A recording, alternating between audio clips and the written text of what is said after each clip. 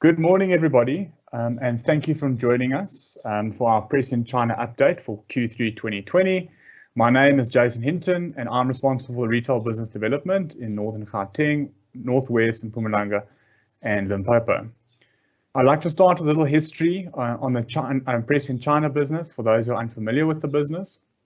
The Prescient China business was established in 2013 with Herman Stein, one of the founders of Prescient and CEO of Prescient China, Liang. Liang made the decision in 2016 that running the funds in China and being on the ground would be more beneficial and made the move across to Shanghai. Tian Pan, who joined the Prescient China team in August 2020 as head of product and business development, along with Liang, will be taking us through the Q3 update today. Tian is based in Cape Town, but will also be spending time in China with the investment team. Tian previously worked as an investment consultant at Towers Watson and as a product actuary at Old Mutual. The funds that we're going to be covering today are the Prescient China Balanced Feeder Fund and the China Dollar Balance UCITS Fund, both respectively launched in April 2013. And the latest addition within the last 2 years was the Prescient China Equity Fund, which is also a dollar UCITS fund. Before handing over to Tian, I'd like to highlight what we'll be covering today.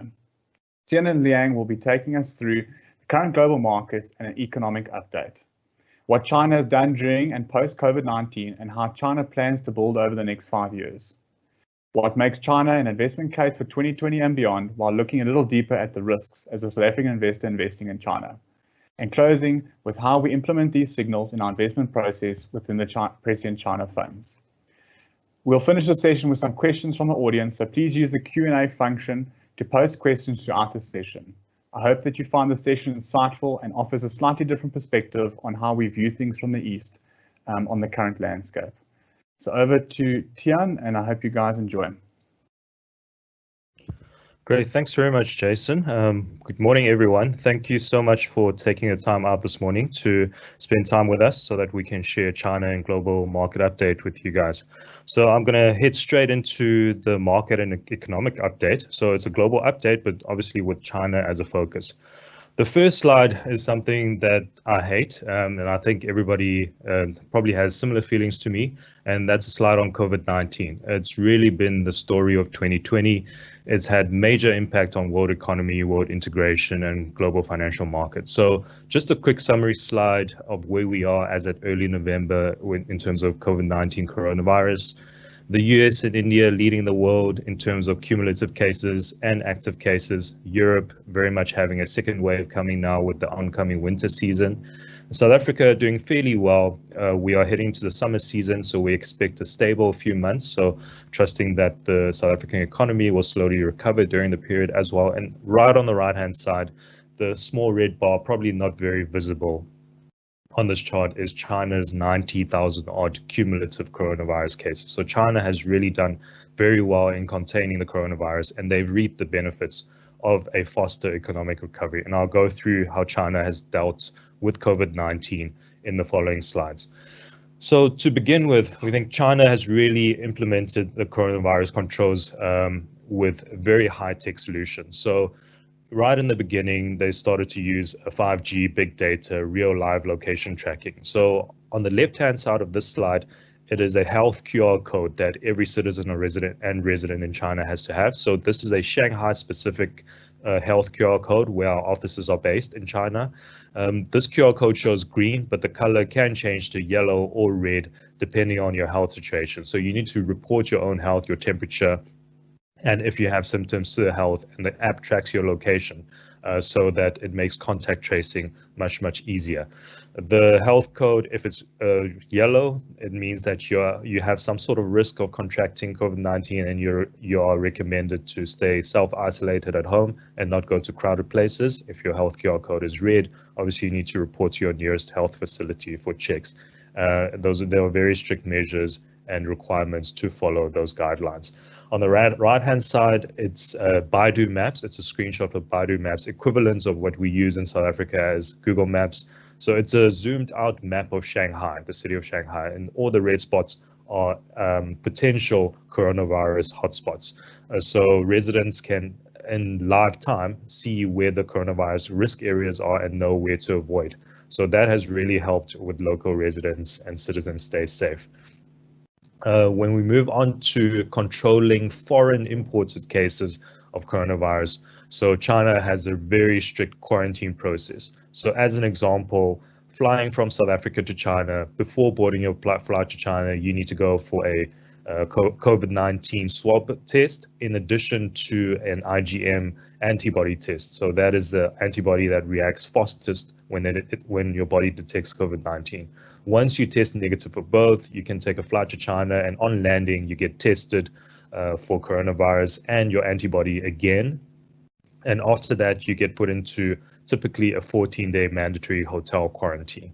So the photos on the left shows experiences of people during the hotel quarantine with health workers doing daily health checks on them. So you're required to report your temperature twice daily. You get tested on day 7 and day 14 for coronavirus again. And if everything is negative, you get issued with your green health QR code so that you can carry on with life as normal in China. Certain residents of China also have the option of 7-day hotel quarantine and then 7-day home quarantine after the initial 7-day hotel quarantine. That is if you have an empty apartment in China. But even with the home quarantine, the government is extremely strict for you to follow that home quarantine procedure. So you'll see on the picture, there's that white 4G lock on the door, and it sends a signal to your local police office and your local complex health officer every time you open the door. So you need to notify them when you open the door. You're allowed to do so to do essential services like collecting food, throwing out trash, etc. But otherwise, the door needs to stay shut for the entire duration of your 7-day home quarantine before you're then issued with a green health code so that you can carry on with life as usual. So you can see that China has really been extremely strict, and they've reaped the benefits of the fastest recovery from COVID-19. This slide shows the expected GDP growth of major countries, as well as the budget deficits for 2020. So given the impacts of COVID-19, it's really impacted global economies negatively. And as a result, global governments have all pushed very hard with fiscal stimulus. So if we look at the brown bar on the chart, we can see quite significant negative budget deficits for 2020, significantly higher than 2019. But on a relative basis, if we look at China as an example, it's still fairly small compared to its global peers. And we feel if there is some sort of a second wave of COVID-19 in China in the coming winter season, the government still has ample room for fiscal stimulus to keep the economy going. In terms of GDP growth, you can see that China is the only one on the chart with an expected positive growth for the year, with the IMF projecting a 3.2% growth for China for the year. So that's a positive sign. So once COVID-19 comes under control in the rest of the world, we expect a similar trend for the rest of the countries. If we look at South Africa on the right-hand side, it's really not a great picture that we have in the country. IMF expects our economy to contract by almost 20% this year, and our budget deficit hitting almost 15%. And at the interest rates that the South African government has to pay, we are really in a tough spot as a country. If we focus specifically on China, the economic recovery has really been very quick. It's really been very efficient, the recovery post-COVID-19. We can see the V-shaped graphs on this slide, both in terms of economic recovery indicators and PMI recovery. So everything pretty much back to pre-COVID situation levels, and in certain instances, even better with government support. So this slide is an interesting slide that we've been showing some of our clients for months. It's a live stream shot of a place called Xiong'an District. It's a new smart city initiative about 100 kilometers southwest of Beijing. It's a 5G smart city with self-driving cars, a lot of new robotic functionality, everything running on 5G. So this is a live stream shot between 12 and 1 a.m. It's a construction site that runs 24 hours a day with 3 shifts of workers. It never stops and it just keeps going. This is one of the stimulus projects that's been brought forward by the central Chinese government. So the way the city will work is a lot of the Beijing central government functions and municipal functions will move to this district once it is up and running. So this is one of the projects as an example, and we can see how the Chinese efficiency working 24 hours a day, and that's why we believe it's one of the reasons why China has recovered faster, even post COVID-19. If we look into the daily lives of everyday people, these are photos taken from the Golden Week holiday season in China. So it's one of the longest holidays in China. It's about a 10-day break. It's to celebrate the Chinese National Day on the 1st of October. So during 2020, about 500 million travelers traveled within China due to the border restrictions restricting international travel. So domestic travel actually increased year on year. So that's a positive. And we can see from the photos that people are in close contact with one another, not really everyone wearing masks, no strict requirement on masks anymore. The photo on the right is a shot a few weeks ago of a train station in China. You can see the density of the population and the amount of people traveling. And just to understand the scale, it's effectively 10 South Africas traveling during a 10-day period within China. So life pretty much back to normal, COVID-19 pretty much contained, and we are positive that the government will continue to implement the effective policies both to control COVID-19 and to keep the economy going. Taking our attention away from China, moving on to the global situation, we can see that it's really been a similar theme globally in terms of Western government response. We can see the US Fed printing a massive amount of cash on the right-hand side of the chart, with the European Central Bank and Bank of Japan following suit in order to sort of stem the negative impacts of COVID-19 on markets. And as a result, we've seen historical high valuations in terms of US equities. So on this chart, we compare US equities to China and South African equity valuations, and can see it is significantly higher than Chinese and South African equities. So to quickly summarize, we think globally we are in a very tough period. We've got very bad economic fundamentals due to COVID-19. We've got a lot of stimulus from both governments and central banks. We're in a very similar situation to where we were back in 2008, 2009, after the global financial crisis back then, but right now it's even at a bigger scale. So cash offering zero and negative rates depending on what currency you hold, but most hard currencies are offering very, very low rates. Equity valuations, US equities are valued extremely highly, and US being pretty much the representative benchmark for global equities, that is very worrying. So if we look at the NASDAQ market, the PE ratio earlier this week was sitting at 73, and the S&P 500 PE ratio, index PE ratio, sitting at 27. So all at historical highs, and that is largely driven by the stimulus. If we move our attention to Europe, it continues to struggle with debt issues, unity issues, potential hard Brexit issues. And overall, we feel Europe has just got extremely low forward-looking GDP growth expectations. If we look at emerging markets, excluding China, COVID-19 has really hit emerging markets hard. Emerging markets struggling with debt, and on top of that, corruption issues normally pull emerging markets back in situations like these as well. So if we look at South Africa as a prime example, corruption has really hit us hard. And on top of COVID-19, our economy contracted by more than 50% in Q2 of 2020, if we look at it on a quarter-on-quarter basis. So it's really not looking good globally. So the question we naturally ask ourselves is, where do we allocate assets, both in terms of geographically and in terms of asset classes? And through the rest of the presentation, we'll aim to tell you why we think China is a good place right now. But now I want to hand over to Liang to take everyone through China's new 5-year plan, and that's just recently been released. Thank you very much, Tian. As Tian mentioned, I'm going to quickly take you guys over the next 5-year plan for China. October this year, the Chinese central government got together and started hashing out the next 5-year plan and the future of China going forward. I think what's interesting to me is, as a South African who lived in South Africa for 30 years and then moving to China, kind of the long-term thinking of China, and just giving you guys an example of how everything fits together, of how having a plan and really executing on that plan goes through everywhere. I think in terms of China now, the focus is on the long term. And you have a vision of the long term that you break down into executable 5-year plan. That's how they're looking at it. So in terms of where China is going, what China wants to be is by around 2050, it wants to be a wealthy nation, something a first world developed nation. But by around 2035, what it wants to be is kind of a prosperous middle income country. And what that means is probably getting the GDP per capita from where we're sitting at about $8,000 to $10,000 to around $20,000, somewhere closer to what South Korea is at the moment. And for that, they need to put a plan together. What worked before will not work for the future. So when you put the plan together, one of the key things they realize that China has to move up the value chain and have been moving up the value chain over the last 5 to 7 years.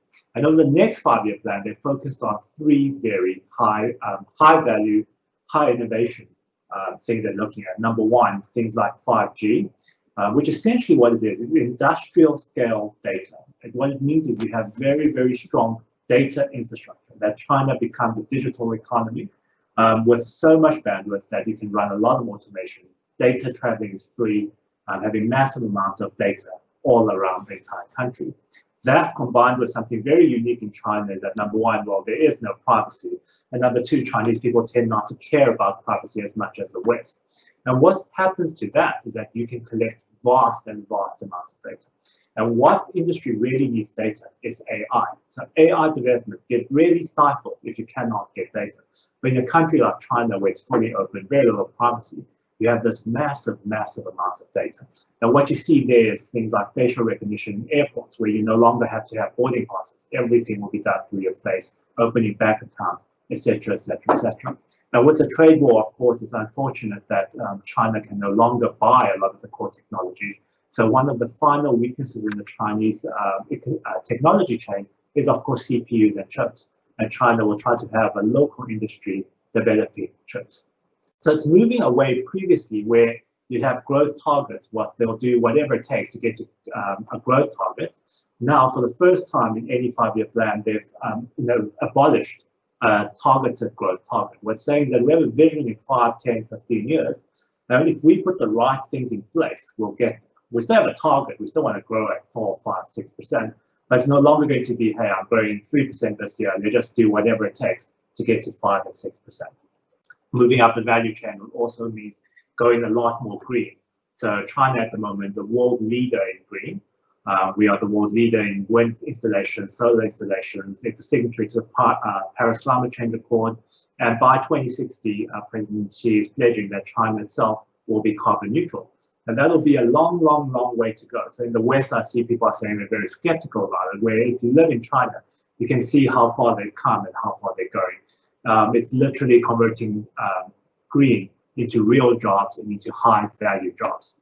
An area where all of this comes together, for example, all of these things coming together is, of course, EVs. So, for example, China is currently already the biggest market for EVs in the world. And by 2025, in short 4 years, we're targeting at least 20% of the vehicles sold in China to go green.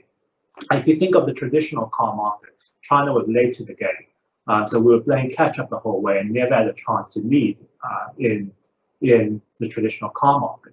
But every single year, over 100 million cars are sold. China alone is responsible for about 11 million to 12 million new vehicles. Car manufacturing are high tech, high value, can take China away from making shoes and t-shirts into something much higher. That combined with 5G means that Chinese cars are often smart cars. So things like voice recognition, things like AI driving, automated driving. China is more willing to experiment, more willing to open up the roads to allow fully automated driving. Further on, the Chinese government, of course, provides a lot of incentives. So what we're showing there is that in Shanghai, for example, if you want to buy a normal car, a petrol car, you almost have to pay 250,000 Rand just for a number plate. But if you buy an EV vehicle, you'll have the number plate for free.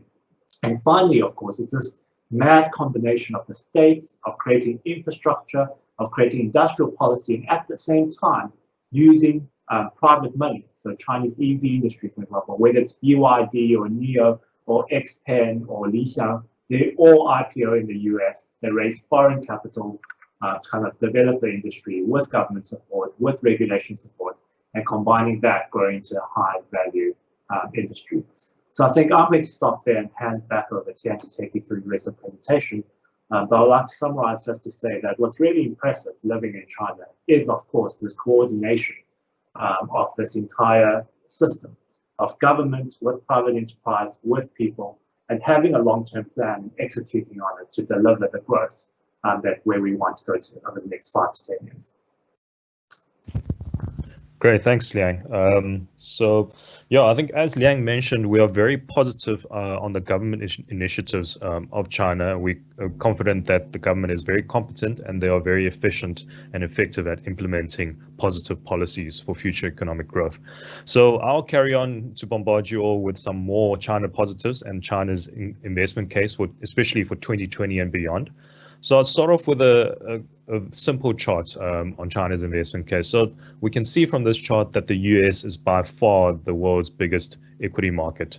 But again, on this chart, we can see that China is by far the second largest equity market in the world. If we put that into perspective, China alone, mainland China alone, is about more than 4 times the size of the London Stock Exchange.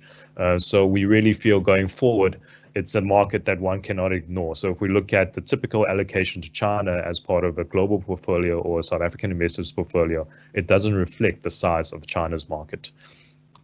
If we look at valuations, current valuations, comparing China to the US as it's often compared, the CSI 300 benchmark, which Prescient benchmarks to, is currently 30% cheaper in terms of index PE valuation compared to the S&P 500. When we compare it to the NASDAQ, it's even worse. It's 75% cheaper. It just shows how overvalued the US equity markets are on the back of so much stimulus. So we feel China definitely offers quite a lot more value at this stage. And as a comparison, if everybody remembers the Japanese stock market crash back in the early 90s, at the time, the Japanese equity markets on average had a PE valuation of around 45. And today, if we combine the NASDAQ and S&P 500, we have probably exceeded that level already. Although we can't say the US markets will crash, we certainly feel it is very expensive, but it all depends on how long the fiscal and monetary stimulus carries on in the market. If we move on to fixed income, we feel Chinese government bonds or bond yields in general offer very attractive returns. So compared to its developed market peers, it offers much higher returns for very stable, pretty much a hard currency. And given the yield that China offers, there's still more room for capital appreciation on fixed income assets. If we compare China to its junk peers, so typical your Greece and Italy, with Italy offering 66 basis points and Greece offering just over 1% for their 10-year bonds, it feels like a no-brainer that China offers 315 basis points yield. If we compare it to South Africa, South Africa definitely offers much higher yield in terms of rand yield, but we do then have to face the rand volatility, and also the risk of South African government defaulting is significantly higher than China. So overall, we feel whether it's compared to developed market peers or compared to junk peers, China's fixed income market offers some very attractive yields right now as well, and that forms part of our multi-asset balance product. Moving on to the economy, to follow on from what Liang mentioned earlier, China is really making the transition from a low-end manufacturer to currently a tech innovator. So definitely moving up the value chain. All of you might have probably noticed in the last couple of years, if you buy clothes or shoes, it's no longer all made in China. You're seeing more and more made in Indonesia, made in Vietnam, made in India type of products. So all of these lower value chain manufacturing functions are moving out of China. And China has really taken the good transition to invest more in R&D and have really grown in their tech industry. So some examples of the tech industry: Huawei, definitely the front runner in terms of media coverage, given the US sanctions. But another Chinese company, ZTE. So both Huawei and ZTE are leaders, global leaders in 5G technology, and that's through years of investment in R&D and focus on the sector. Another company that not many people might know is Chinese, is DJI. So all of your consumer drones in the world, DJI pretty much dominates the market. DJI was founded in Shenzhen in 2006 and is a Chinese company that currently dominates not just the world in consumer drones, but also the US market in consumer drones.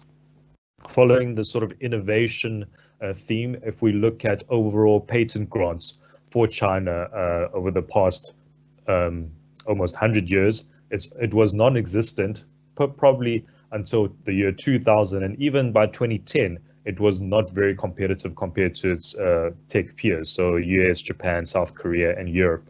But in the last 10 years, China has really made major strides in terms of innovation. And we can see now it's leading the world in terms of patent applications and grants. So many would argue not every patent it means a lot technologically, and yeah, we definitely agree with that. But we think the trend to focus on innovation is very positive to continue China's high growth rate, and it's especially continue in a sustainable manner through innovation and research and development. So after all of these positive China information, I think the natural question to ask is China risky, and how risky is it to invest in China? And I think the quick answer to that question is definitely yes, and China will have its risk, just like any market and any economy will have its risk. But we try to put that risk into perspective, especially from a South African investor perspective, in the next few slides. So first, we look at currency risk. So if we look at dollar yuan and dollar rand exchange rate, we can see it's really a simple comparison. The Chinese yuan much less volatile and having appreciated slightly over the past 20 years versus the US dollar, whereas the rand has been extremely volatile, many ups and downs, and significant depreciation since the year 2000. If we look at annualized volatility, we can see the yuan just over 1/10 of the risk as measured by volatility compared to the rand. So we feel from a South African investor perspective, you definitely can't go wrong in terms of currency risk. If we look at general equity market risk, China has been a very volatile equity market. So the stock market is still probably in its infancy. It's still not fully accessible by the world. It started in the year 1990, so very young compared to most of its global peers. But the positive trend is that we have seen, so on the right-hand side of the chart, we have seen a significant reduction in annualized volatility in the Chinese benchmark stock index. And that is, we believe, is due to more institutional asset and flow involvement, making it less volatile. And if that trend continues, we expect overall volatility of the Chinese stock markets to come in line with its global peers. Moving to more recent times, if we look at how the Chinese benchmark CSI 300 index did during the COVID-19 crisis earlier this year, we can see it's really performed greatly. So this chart is in rand terms. If we look at how the CSI 300 did during the March-April global market crash, we can see in rand terms it actually didn't even go negative for the year in March. There was a bit of a small drawdown, but overall it was very resilient compared to all its global peers in terms of equity. And year to date so far, it's returned almost 40% in rand terms as an index. So we feel it's a great diversifier as part of a global sort of equity setup. Talking about diversifiers, we move on to correlation. So from a South African investor perspective, if we look at the chart on the left, we can see the CSI 300 is a market that probably has some of the lowest correlations to the JSE All-Share Index. If we look at the chart on the right, people often invest in China through MSCI China, which is the part of China that is easily accessible to Western investors.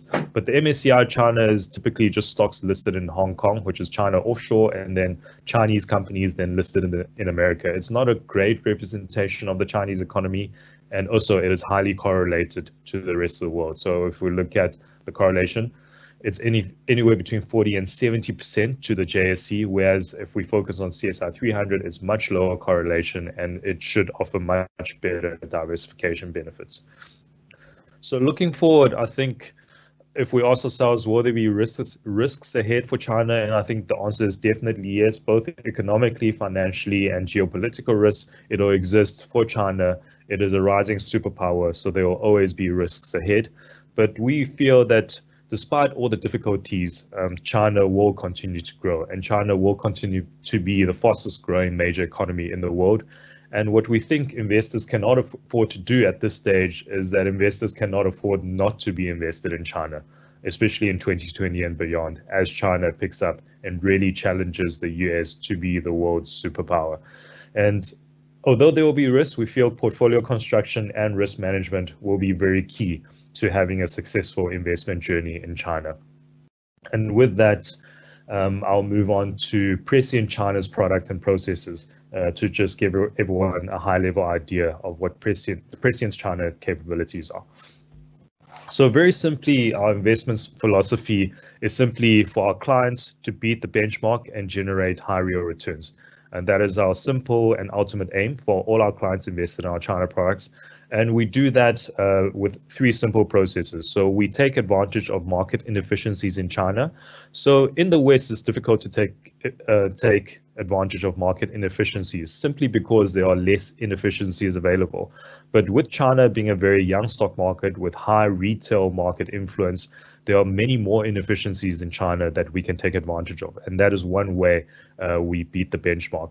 We then stick to our consistent mathematical modeling and processes to identify factors where we invest in stocks that beat the benchmark. And we continuously enhance our models to stay relevant to current market conditions. And lastly, I think it's a very simple but very difficult thing to do is to be patient and really patient in the market and consistently get it right when in terms of buying low and selling high in terms of assets. If we move on to our equity process, we're Prescient as a house, we're a quant house. We run a quantitative top-down approach. So we work with a multi-factor quantitative equity selection model, which then goes through a very strict risk management process.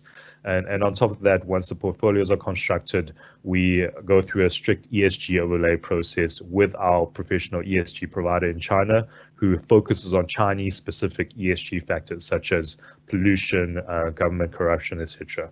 And with that, we also take advantage of market inefficiencies through our arbitrage processes.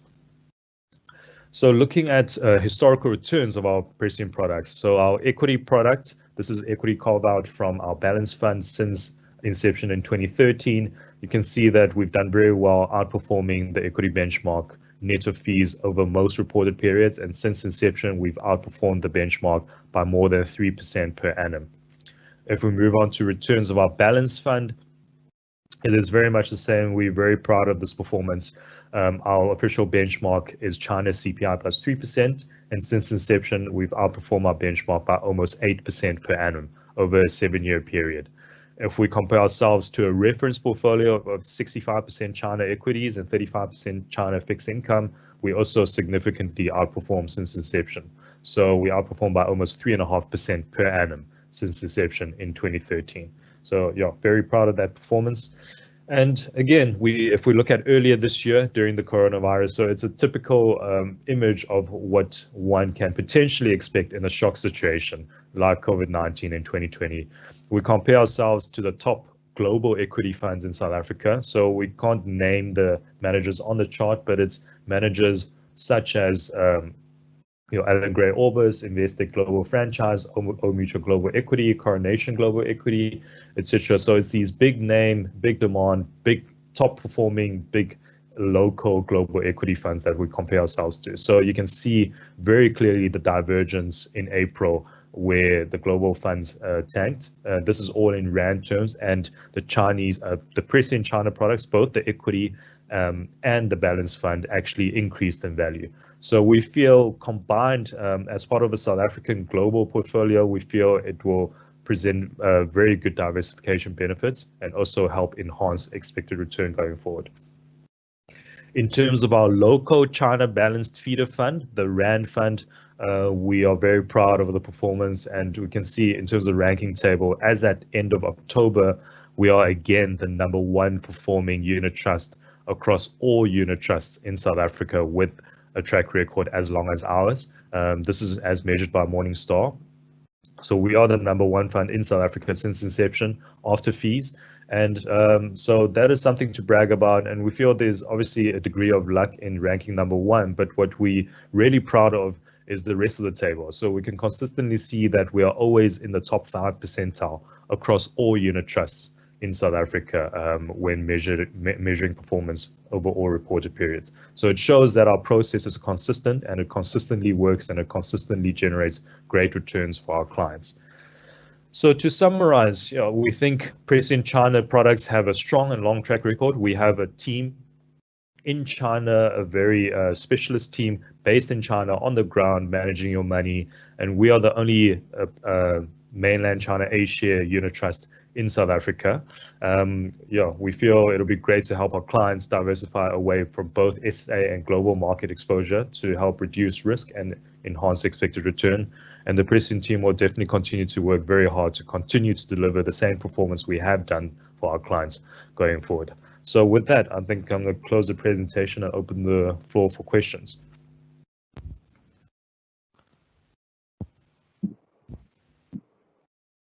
Great, thank you very much, Tian. And what I'm going to do, I'm going to direct some of the questions across to Liang maybe. And just a few questions that come through, Liang. So first one, with the polls in the US showing Biden win likely, what will be the impact on the trade wars and the US-China relationship going forward? Fantastic question, Jason. I think the short answer is, well, I get to sleep a little bit better.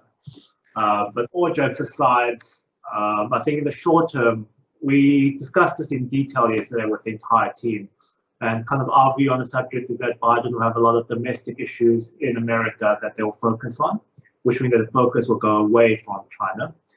Number two, that from their debate performance, as well as previous hints that they've given, that certainly Biden will have a long-term strategy around China, bringing China more in line with the West. But having said that, in the short term, he's not a fan of doing what Trump does, causing massive disruption overnight, right? As he mentioned, even during the trade wars. What has Trump achieved? Absolutely nothing in the trade wars, other than Americans paying more for things in the short term. So I think to us, in the short term, I think a Biden presidency will be bullish for China. It opens up this short 1 to 2 year window where we think that America won't be as antagonistic toward China as Trump has had. And at the same time, we have a situation with global interest rates at zero, a market that's still reasonably valued, and it makes China truly quite a unique investment opportunity right this second.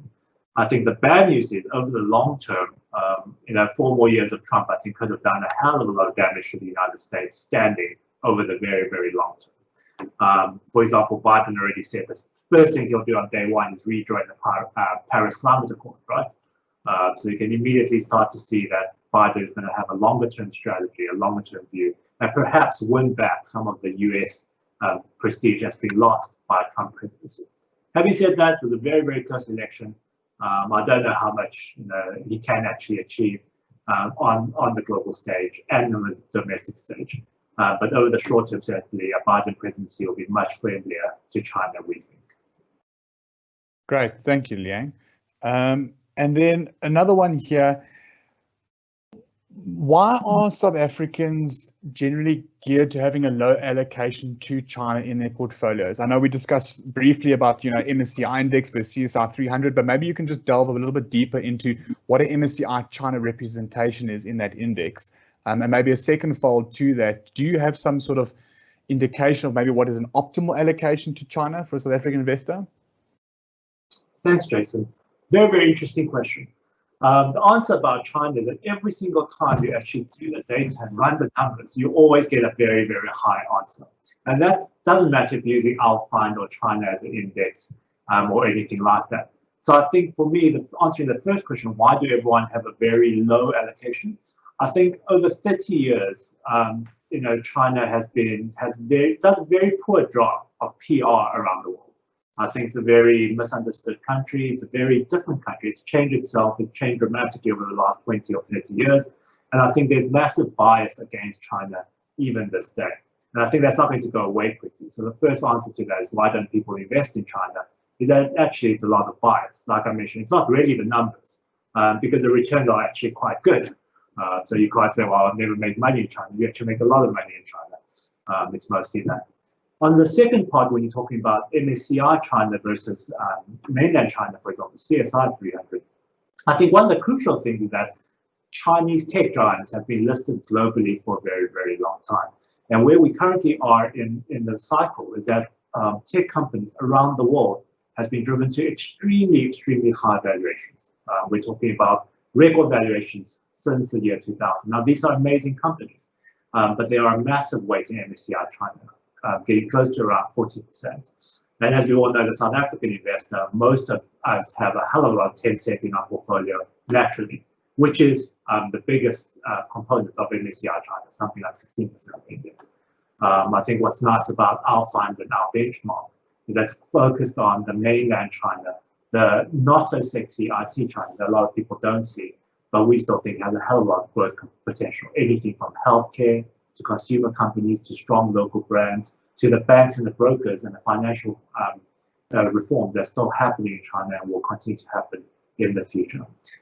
Every simulation that we've ever run, when you're talking about allocation to China, we think that a 5% allocation will be enough to make a difference. So for us always, if you allocate too little to something, then what's the point, right? Why? It's not going to change your overall portfolio. So anything starting from 5% is going to have a meaningful contribution to your portfolio.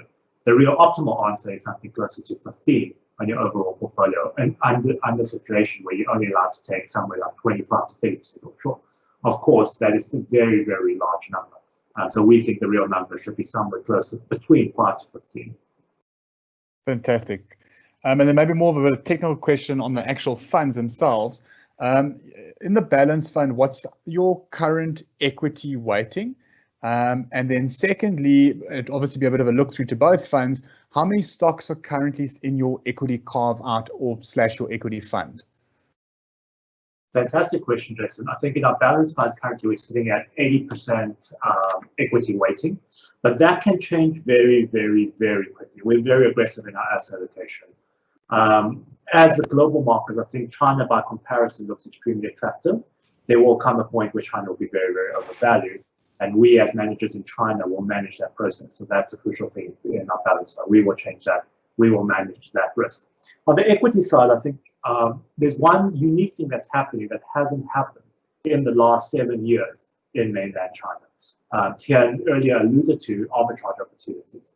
And what's happening in China is that due to negative sentiment, due to the IPOs, to a lot of technical factors, sitting here right this second, equity futures in China are trading at around a 6% annualized discount to the benchmark. It means that through our arbitrage opportunities, we can outperform Chinese equities by 6%. And this is the widest margin we've seen since perhaps a very short period during the 2015 financial crisis. So interestingly, when you say, well, how many shares do you have right this second? The answer is actually 9, because by taking advantage of futures and creating synthetic equity exposure, we can outperform the index by over 6% right this second. Now, this opportunity is very short term. That should be anything between 3 to 6 months, and after that, we may not have this opportunity again. And typically, we'll have between 100 to 200 stocks in our portfolio when these opportunities are not around. Great, thank you very much. And then maybe just the last question that we're coming through here, I'm going to maybe direct to Tian. Tian, maybe if you can just allude to clients, what sort of platforms are the funds available on, and what's best for them to access them. There's just a few people asking about that. Maybe you just want to unmute yourself, Tian, and just have a go at that, please. Great. Yeah, so we are on most local platforms, both for retail access and for DFM access. So some of the big names would be Glacier, Investec, Stanlib. So we can send a full list through. On certain platforms, we are available on a restricted basis, for example, Allen Gray. So you will need to request access to the fund, but we are available on most local RAND platforms, and we are available also on Old Mutual International and Glacier International. So availability is quite wide, and you should be able to access the funds quite easily. Fantastic. That seems to be all of the questions answered. So if you have any further questions or any more information you need, please reach out to your relevant Prescient consultant or Tian or Liang themselves, and we'll be sure to get hold of you. Thank you very much. Enjoy the rest of your Friday, and hopefully we'll be catching up again soon. Thanks very much. Thanks, everyone. Thanks very much, everyone.